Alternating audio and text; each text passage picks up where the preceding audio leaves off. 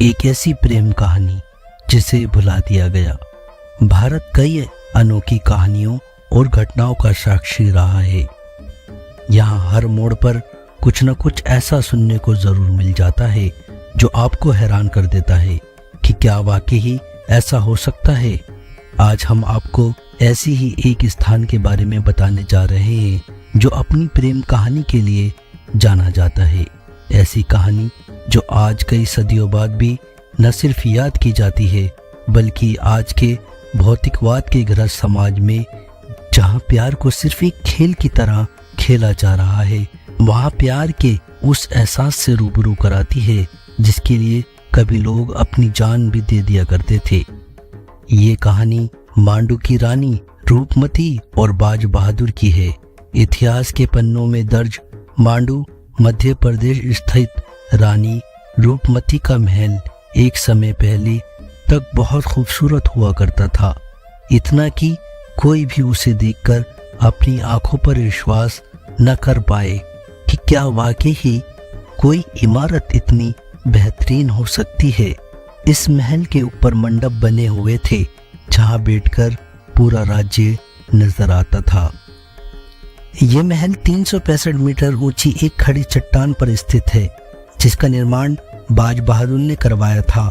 ऐतिहासिक कहानियों के अनुसार रानी रूपमती सुबह शाम मंडप पर बैठकर सामने बहने वाली खूबसूरत नर्मदा नदी को देखा करती थी। महल के नीचे की ओर एक और महल था जिसे बाज बहादुर महल कहा जाता था और इस महल से रानी रूपमती का मंडप बहुत खूबसूरत नजर आता था। ऐसा माना जाता है कि जब रानी मंडप में होती थी तब बाज बहादुर अपने महल के झरोखे से रूपमती को घंटों निहारा करते थे। सन 1561 की बात है जब मुगल बादशाह अकबर के सेनापति आदम खान ने मांडू पर आक्रमण कर बाज बहादुर को पराजित कर दिया था और रानी रूपमती को अगवा कर लिया था। रानी रूपमती ने आदम खान के समक्ष समर्पण नहीं किया और अपनी जान दे दी। इस घटना के बाद रानी रूपमती और बाज बहादुर की प्रेम कहानी अमर हो गई और अकबर ने दोनों की प्रेम कहानी को लिखित रूप प्रदान करवाया।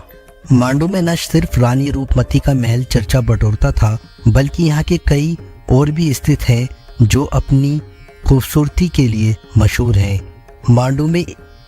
मांडू की मस्जिद भारतीय इस्लामी स्थापना कला का बेजोड़ उदाहरण है। इसके अलावा दो अन्य महल जहाज महल और हिंडोला महल भी अपनी सौंदर्य के लिए जाने जाते हैं। मांडू स्थित अशरफी महल की कहानी भी अजीब है।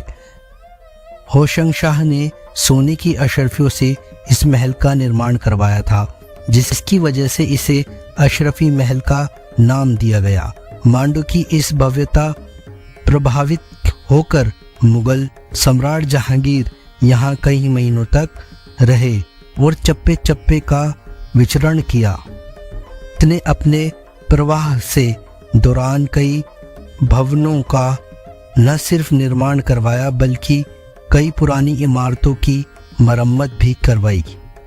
1732 में मल्हार राव ने नेतृत्व वाली मराठा सेना ने मांडू को मुगल गवर्नर से पराजित कर इस राज्य पर कब्जा किया। तब से लेकर राजशाही के अंत तक मांडू पर मराठाओं का राज रहा। आज़ादी के बाद जब मांडू की रियासत पर सरकार का अधिपत्य हुआ तब वह पर्यटक रिसोर्ट बनाया गया। मांडू की खूबसूरती का कोई सानी नहीं है। यही वजह है कि आज हर साल देश विदेश के कई सैलानी यहाँ आते हैं।